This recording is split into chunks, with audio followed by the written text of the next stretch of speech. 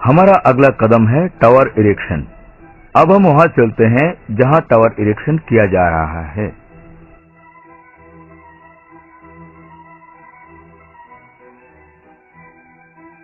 Tower erection काम करने के दौरान हमें इन जरूरी बातों का हमेशा ध्यान रखना होगा। कभी भी बारिश के वातावरण में काम नहीं करना चाहिए, जैसे रेनफॉल, कड़कती हुई बिजली। रात में कभी भी काम नहीं करना चाहिए। टावर पर चढ़ने और उतरने पर हमेशा स्टेप बोर्ड इस्तेमाल कीजिए। टावर मेंबर्स कभी भी इस्तेमाल मत कीजिए। चढ़ाई हुई लोड के नीचे कभी भी नहीं रहना चाहिए। हमेशा ध्यान रखें इरेक्शन एरिया चारों तरफ घिरा हो। केवल एक्सपर्ट लोग ही ये अहम काम कर सकते हैं। सर, इसने दूसरे रंग का हेलमेट क्यों पहना है? वही गैंग लीडर हैं। उन्हें ग्रीन फ्लोरोसेंट हेलमेट और अलग किस्म का बेल्ट दिया गया है, खास पहचान के लिए। हर गैंग में एक अनुभवी अधिकारी दिया गया है जो मजदूरों के साथ काम कर सके, और उन्हें गैंग लीडर कहा जाता है। गैंग लीडरों में कुछ विशेष गुण होते हैं, जैसे खास काम में माहिर होने की विशेषता, सुरक्षा का ध्यान, जिनमें इंजीनियर की बात समझने की और वर्कर्स को समझाने की काबिलियत होना चाहिए। शर्मा जी, क्या आप यहाँ आएंगे? शर्मा जी, क्या आप हमें बताएंगे कि आप गैंग लीडर की हैसियत से साइट पर क्या काम देखते हैं? जरूर सर, मैं यहाँ के दैनिक कारीगरी के अतिरिक्त हर दूसरे कारीगर के काम पर भी नजर रखता हूँ। सुरक्षा चेतावनी से उन्हें परिचित रखकर हर कार्य में सचेत रहने में मदद करता हूँ। सेफ्टी रूल्स और प्रोसीजर के बारे में भी बताता हूँ। साइट इंजीनियर द्वारा दिए गए सेफ्टी रूल्स के बारे में भी उन्हें बताता हूँ, और HSE ऑफिसर से दिए गए सुझाव को भी इन्हें समझाता हूँ। शर्मा जी, अब आप इन्हें समझाइए किस तरह फुल बॉडी हार्नेस इस्तेमाल की जाती है और टावर पर चढ़ने का सही तरीका क्या है। सर, हमें हमेशा फुल बॉडी हार्नेस डबल लेनियर्ड के साथ पहनना चाहिए।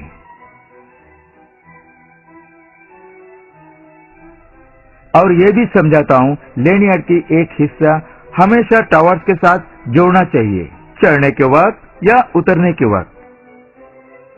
वेस्ट बेल्ट में लगी हुई बैग में टूल्स बराबर रहना चाहिए। चढ़ाई के समय हाथ पर नहीं रखना चाहिए। हमेशा चेन ट्रैप के साथ हेलमेट पहनना चाहिए। कीचड़ वाले जूते पहनकर ऊपर नहीं चढ़ना चाहिए, इसके वजह से आप नीचे फिसल सकते हैं। वर्कर्स को समझाने के लिए आपको बहुत बहुत शुक्रिया शर्मा जी। अब हम देखेंगे इरेक्शन शुरू होने से पहले प्रिपरेटरी वर्क कैसे होता है। सभी सामानों को पहले अलग अलग करके रखें, शेड्यूल के हिसाब से ऊपर से नीचे तक, क्रॉस आर्म इत्यादि। नट और बोल्ट को उनके साइज के हिसाब से अलग रखिए। हर वस्तुओं की गैल्वेनाइज्ड सरफेस कंडीशंस को अलग अलग से निरीक्षण कीजिए। अगर कोई टूट फूट नजर आए तो उस सरफेस को वायर ब्रश से क्लीन करके वहां पर जिंक रिच पेंट लगाएं। इरेक्शन एक्टिविटी के दौरान हम तरह तरह के टूल्स और टैकल का इस्तेमाल करते हैं। हम सही काम के लिए सही टूल्स इस्तेमाल करते हैं। मैन्युफैक्चरर से टेस्टिंग सर्टिफिकेट भी लेते हैं। सिर्फ इतना ही नहीं, थर्ड पार्टी से भी इंस्पेक्शन एजेंसी जैसे all load bearing components and accessories, जैसे कि ropes, clamps, bolts, self springs और लिंक्स। इसके अलावा साइट पर भी लोड टेस्ट करना बहुत जरूरी है। सही भार मात्रा वाली डी-शेकल यूज करना जरूरी है, क्योंकि यही भार के लिए उचित है। सही साइज और संख्या पर ध्यान देना चाहिए। बोल्डर क्लैंप्स जॉइंट आइज के लिए इस्तेमाल करना चाहिए। इरेक्शन का काम शुरू करने से पहले यह निश्चित कर लें नींव बराबर है कि नहीं। यह भी तय कर लें डेरिक्स और लोड बेयरिंग टूल्स जैसे कि वायर रोप्स, पीपी रोप, डी-शेकल्स, पुलिस इत्यादि का निरीक्षण किया जा चुका है। समय समय पर ग्रीसिंग होनी चाहिए। पुली के बोल्ट का कसाव बराबर होना चाहिए। ये सारे चीजें अगर साइट इंजीनियर द्वारा चेक्ड और अप्रूव्ड हो चुकी है तब काम शुरू करें। ट्रांसमिशन लाइन टावर इरेक्शन की कई मेथड्स हैं, जैसे बिल्डअप मेथड या piece mill method, section method, ground assembly method. Tower का इरेक्शन एक के बाद एक सेक्शन में होना चाहिए। जहां पे सेक्शन ले जाने का रास्ता हो वहां क्रेन के जरिए टावर को एक सेक्शन से दूसरे सेक्शन पर इरेक्ट कर सकते हैं। अब हम देखेंगे ज्यादातर काम में आने वाला इरेक्शन करने का तरीका, वो है बिल्ट अप मेथड। जैसे कि पहला कदम, टावर के एक पाव के मुख्य मेंबर को नीचे जाकर स्टब से कनेक्ट करना चाहिए। बाकी दूसरे मेंबर को दूसरी ओर सपोर्ट के लिए इस तरह खड़ा रहना चाहिए। मेन लेग के आखिरी छोर को गाई रोप से कनेक्ट करके सपोर्ट देना चाहिए जब इसका इरेक्शन हो जाए। एक पुली को स्टैंड एंड से कनेक्ट करके दूसरी पुली आखिरी एंड पे होनी चाहिए। इरेक्शन के दौरान एक ही सिग्नलमैन सिग्नल देंगे। स्टॉप सिग्नल मानना जरूरी है, बेशक वो किसी ने भी दिया हो। तब लिफ्टिंग रोप आदमियों के द्वारा खींची जाएगी या फिर किसी प्राइम मूवर के द्वारा। ये उसके वजन पर तय करना है। जब एक बार डेरिक जमीन की सतह से ऊपर उठ जाएगी, तब डेरिक के मेन रोप को फंसाकर और वो रोप जो डेरिक की अंतिम छोर पर जोड़ी है उसे खींचेंगे तब तक जब तक वो सही स्थिति पे ना आ जाए। बाकी लेग मेंबर को पहले लेग मेंबर की सहारे से इरेक्ट करना है। मेन लेग मेंबर के इरेक्शन के बाद हॉरिजॉन्टल स्टड्स और क्रॉस मेंबर्स को इरेक्ट करना है। उसी तरह टावर इरेक्शन का पहला सेक्शन पूरा हो गया। First section of towers erection के बाद हॉरिजॉन्टल स्टड्स को उनके पोजीशन में बोल्ट करना है। टावर के सेकंड सेक्शन को जोड़ने के लिए दो डायरेक्ट पोल्स को एक दूसरे के आमने सामने डायगोनली ऑपोजिट कॉर्नर लेग पर रखना है। ये दोनों पोल्स सेकंड सेक्शन की पार्ट्स को ऊपर चढ़ाने के लिए इस्तेमाल किए जाते हैं और इन्हीं सेक्शन के आधार पर बाकी सब जोड़े जाते हैं। डायरेक्ट पोल्स को तब कॉर्नर लेग्स पर शिफ्ट किए जाएंगे, वो सेकंड सेक्शन के टॉप पर, ताकि थर्ड सेक्शन में काम करने के लिए पार्ट्स आसानी से ऊपर ले जा सके। डायरेक्ट पोल इस तरह बढ़ता जाता है जिस तरह टावर बढ़ता है। ये प्रोसेस टावर इरेक्शन के कंप्लीट होने तक चलता रहता है।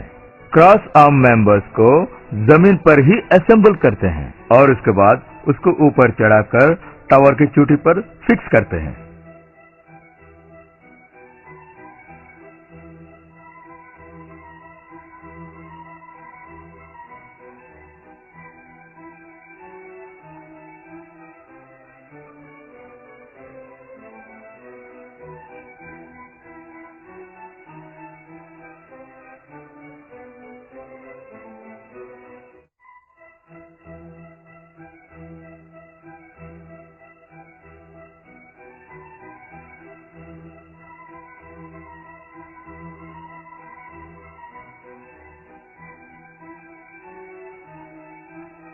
रस्सियों को टाइट करते समय सॉफ्टनर यानी गनी बैग का इस्तेमाल करना चाहिए। स्लिंग्स और टावर मेंबर भी। ध्यान रहे, एक बार एक ही लेग मेंबर इरेक्ट होना चाहिए। एक डेरिक के लिए कम से कम 3 गाई रोप इस्तेमाल होना चाहिए। निश्चित करना होगा टावर इरेक्शन करने के दौरान गाई रोप एक मजबूत एंकरिंग पॉइंट में लगी हो। ध्यान रहे, एक ही एंकरिंग पॉइंट सिर्फ एक ही गाई रोप को सपोर्ट करे। ध्यान रहे, गाई रोप की एंकर्ड पॉइंट की दूरी हॉरिजॉन्टली ऊंचाई की बराबर दूरी पर होना चाहिए। निश्चित करें उठाई गई मेन लेग मेंबर की नट बोल्ट्स बराबर टाइट है कि नहीं। टावर इरेक्शन होने के बाद स्टेप बोल्ट्स को कसने की कोशिश मत कीजिए।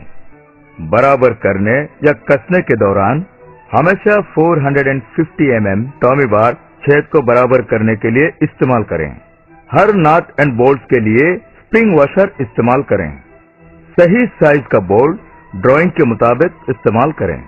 हर नट का आखिरी छोर टावर के बाहर की तरफ होना चाहिए। बोल्ट को सही ढंग से कसने के लिए लंबे खंबे के लिए आड़ा और सीधे खंबे के लिए बेड़ी दिशा प्रयोग करें। नट को हमेशा ऊपर से नीचे की तरफ कसें। ध्यान रहे, नट को पूरी तरह कसने के बाद बोल्ट की कम से कम 3 चुड़ियां बाहर रहें। जहां एंटी थ्रेड बोल्ट यूज नहीं किया जाता है, डायमीटरिकली बोल्ट के खिलाफ 2 या 3 जगह पर पंच कीजिए। बोल्ट के खिलाफ 2 या 3 जगह पर डायमीटरिकली वेल्डिंग का टाका लगा दीजिए। वेल्डिंग की हुई जगह को साफ करके उस पर जिंक रिच पेंट लगा दीजिए। हमारा अगला कदम स्ट्रिंगिंग। चलिए उस जगह पर चलते हैं जहां स्ट्रिंगिंग की जा रही है।